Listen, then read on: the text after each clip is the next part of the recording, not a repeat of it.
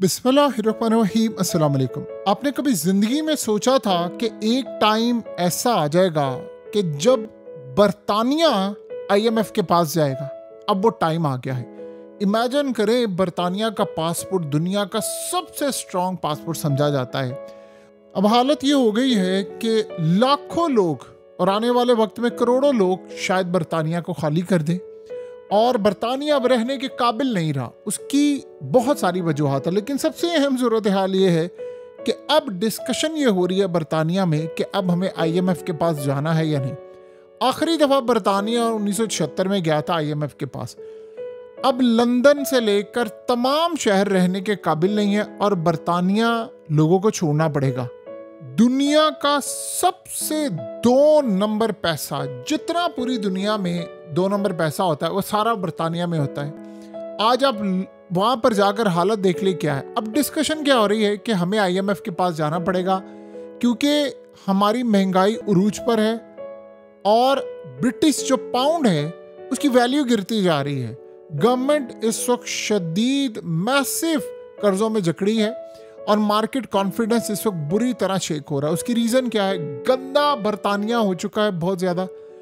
चोरियां चकारियां, आप mobile phone लेकर मानी चल सकते हैं लंदन की सड़कों पर, और 2.5 लाख के करीब होमलेस लोग इस वक्त मौजूद हैं।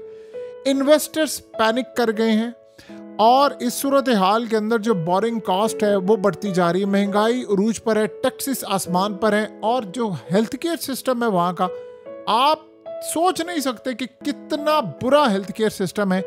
आज आपको कुछ हो जाता है तो आपको कहाँ पर जाकर हफ्तों बाद कोई डॉक्टर से अपॉइंटमेंट मिलेगी, जिसके बाद आप खुद सेल्फ हील कर चुके होंगे या कुछ आपके साथ हो चुका होगा या आप तबाह हो चुके होंगे।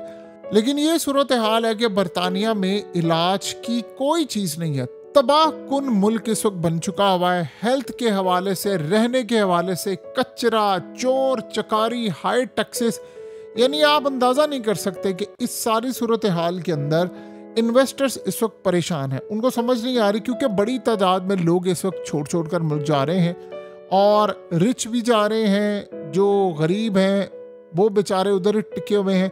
अब आप सोचें, जब आप आईएमएफ के पास जाएंगे तो ये समझ लें फाइनेंशियल ब्रेकडाउन हो जाएगा, और जब आप आईएमएफ के पास जाएंगे तो ये बात आप ज़हन में रखिएगा कि उसके बाद सूरत हाल वही हो जाएगी जो पाकिस्तान में है। बिजली महंगी, आपका पेट्रोल से लेकर तमाम चीज़ें आईएमएफ के कंट्रोल में आ जाएंगी। वही डिसाइड करेंगे कि आपकी प्राइस क्या होगी, आपको क्या करना है। अब ये कह रहे हैं कि वहाँ पर स्पेंडिंग कम करनी है।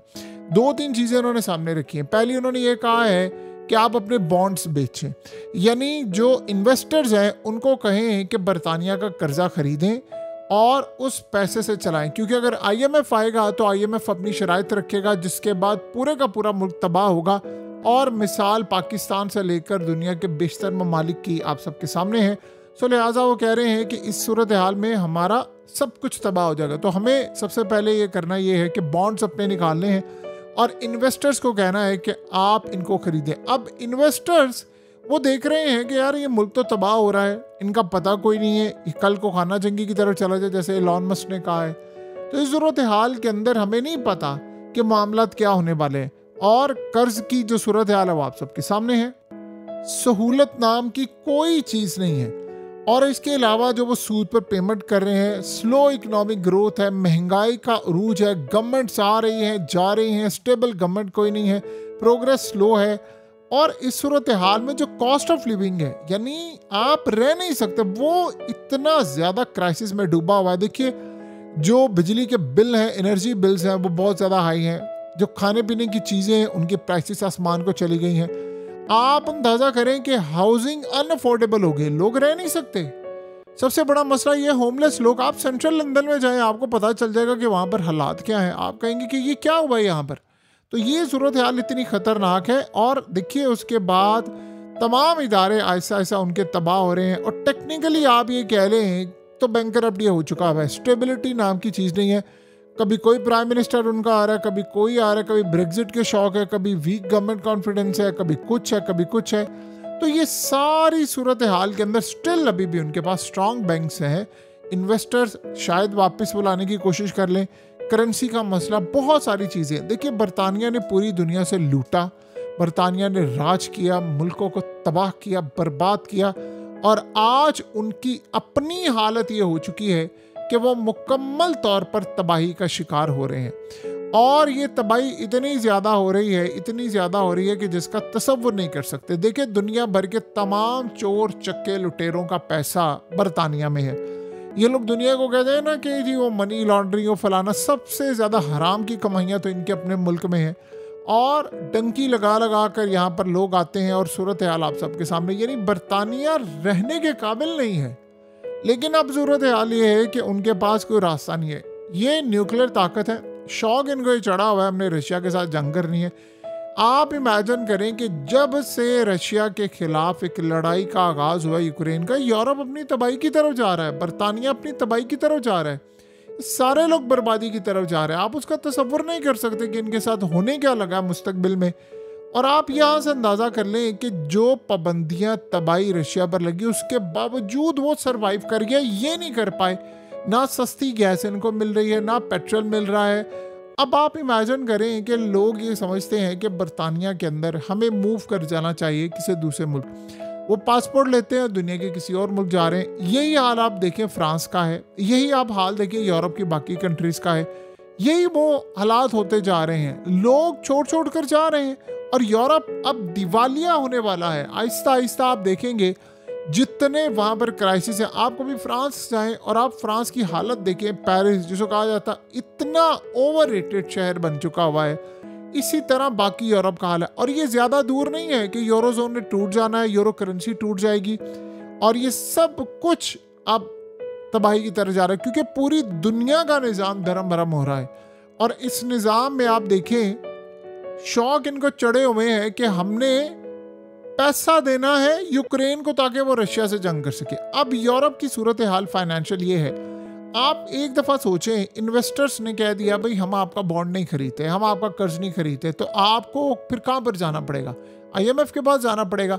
IMF आपकी स्टार्ट एक दफ़ा IMF से होता है, फिर आप फंसते चले जाते हैं, फंसते चले जाते हैं, फिर आप वहाँ पर चले जाते हैं जहाँ पर कोई नहीं जा सकता। यानी वो तबाही की आखिरी दास्तान रकम होती है। आप पाकिस्तान का हाल देख लें, यानी चीख भी नहीं आप मार सकते IMF की मर्जी के बगैर, आप बजट नहीं ला सकते। बरतानिया का फिर ये मुस्तकबिल में हाल होगा। और देखिए, सबसे बड़ी सूरत हाल ये है, बरतानिया में चल रही है कैंपेन, लोग आए हुए सड़कों पर, और मूड उनका है बहुत ज़्यादा ख़राब। आपको पता है कि वहाँ पर हालात क्या हैं? वहाँ हालात ये हैं कि वो कह रहे हैं कि निकालें इंडियंस को, सबसे पहले वो कह रहे हैं। अब वहाँ पर कुछ ऐसे वाक़यात आए, जब ये अवाम सड़कों पर निकली थी, बहुत सारे उन्होंने ब्राउन लोगों को पकड़ लिया, जो इंडियंस पाकिस्तानी।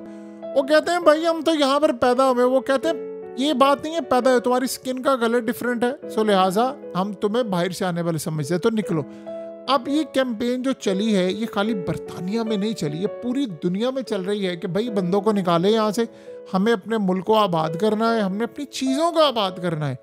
एक वक्त था कि लोग ख्वाब देखते थे लंदन जाने के, बरतानिया जाने के। अब वो इतना गंदा मुल्क बन चुका हुआ है, यानी आप उसका तसव्वुर नहीं कर सकते। लंदन तो रहने के काबिल ही नहीं है। सो प्राइसेस फिर भी आसमान पर है, क्योंकि दुनिया में आप इंडिया से देख लें, आप दुनिया भर से देख लें, जितने लोग लूट कर पैसा लेकर आते हैं वो सारे आकर तो बरतानिया रहते हैं, क्योंकि उनका मुल्क चलता ही इन्हीं चीज़ों पर है। सो अब आने वाले वक्त में हालात जो बता रहे हैं, देखिए जिस मुल्क के अंदर हेल्थ का निज़ाम बड़ा गर्क हो जाए, और आप गौर करें, ये आपको कनाडा में भी क्राइसिस नज़र आएगा, ये अमेरिका में भी अब क्राइसिस है, और पूरी आप अगर गौर करेंगे तो आप हैरान होंगे कि पूरी दुनिया का ग्लोबल फाइनेंशियल सिस्टम इस वक्त क्रैश हो रहा है। पूरी दुनिया का ग्लोबल फाइनेंशियल सिस्टम इस वक्त 1 बाय 1 क्रैश करता जा रहा है। तो जब ये सूरत हाल पैदा होती है तो उसका आप तसव्वुर कर सकते हैं कि फिर कहाँ पर ये जाएगा। अमेरिका की अपनी सूरत हाल ये ट्रम्प बार बार कहता ना मैंने $21 ट्रिलियन ले लिया। भाई आपने लिया है इन्वेस्टमेंट का, कहाँ पर है? बहुत सारे ममालिक ने आपको इन्वेस्टमेंट का कहा, इन्वेस्टमेंट आ रही है, कब आ रही है, कब वो इन्वेस्ट करेंगे, कब ये सूरत हाल होगी? क्योंकि जो हालात नज़र आ रहे हैं, लेट्स से ये अभी मिड टर्म इलेक्शन आने वाला है अमेरिका का, वहाँ पर अगर ये ट्रम्प फारिग हो गया तो सोचें क्या ट्रम्प अपनी मुद्दत पूरी करेगा? अगर कर भी लेगा तो क्या ये जो बड़े बड़े इन्वेस्टर्स हैं वो क्या करेंगे? अमेरिका अपनी तबाही की तरफ जा रहा है, बहुत बड़ी तबाही की तरफ जा रहा है। और ट्रम्प अगर ये ख्वाब सोचकर बैठा हुआ है ना कि मैंने आने वाले वक्त के अंदर अपने आप को मजबूत करना है, मैं तीसरी टर्म लूँगा, मैं आइन में तब्दीली कर दूंगा, तो ये ख्वाब ही रह जाते हैं। बहरहाल एक जवाल है, एक मकाफाते अमल है। बरतानिया ने पूरी दुनिया को लूटा, राज किया, सूरज नहीं गरूब होता था। और आज बरतानिया का अपना जवाल है और इनकी मईशत, इनके मुल्क का अपना सूरज गरूब होने को इस वक्त तैयार है।